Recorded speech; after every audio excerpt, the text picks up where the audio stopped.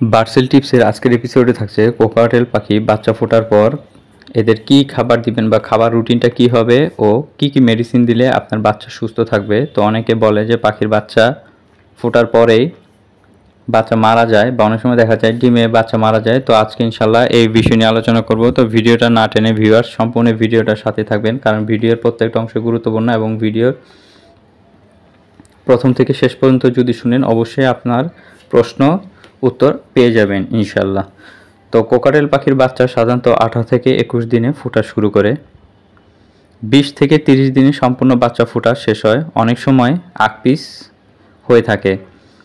বাচ্চা ফোটার 3 থেকে 4 দিন পর থেকেই রাতে ছোলা বুট ভিজিয়ে দিনের বেলা এটা খেতে দিবেন। এই ছোলা বুট 2 থেকে 3 ঘন্টা পরে অতিরিক্ত যা থাকবে পাখি খাওয়ার পরে সেগুলো ফেলে দিবেন।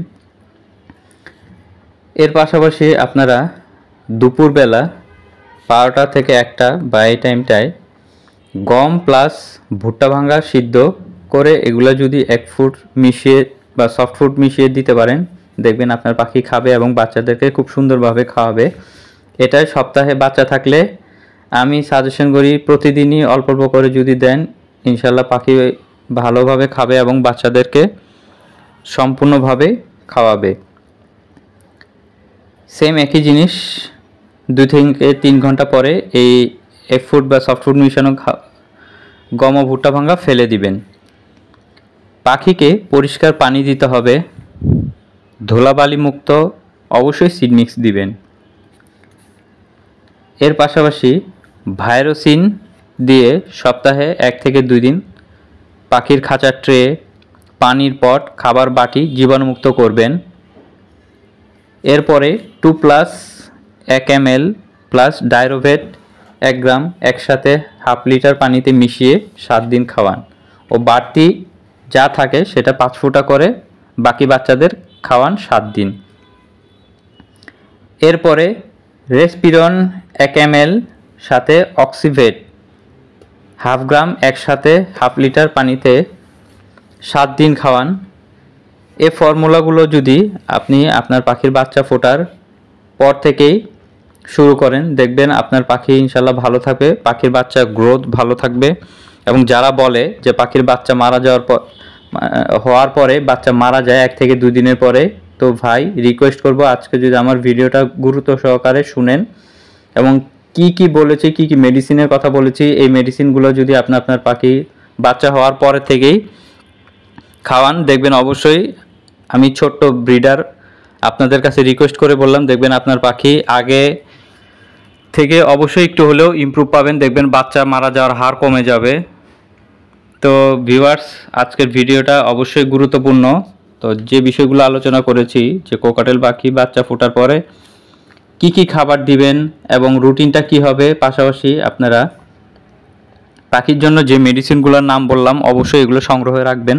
আমি সবসময় একটা কথা বলি যে পাখি পালার আগে অবশ্যই সেই পাখি সম্বন্ধে আগে থেকে ধারণা নেন। দরকার হলে বড় বড় ব্রিডারদের থেকে কথা বলুন, তাদের এভিয়ারিগুলো ঘুরে আসতে পারেন, দেখতে পারেন, তাহলে দেখবেন ইনশাল্লাহ অবশ্যই আপনার বাস্তব অনেক অভিজ্ঞতা হয়ে যাবে, যেটা কিনা পরবর্তীতে আপনি যখন পাখি পালা শুরু করবেন অবশ্যই দেখবেন আপনার পাখি পালা সাকসেস হবে।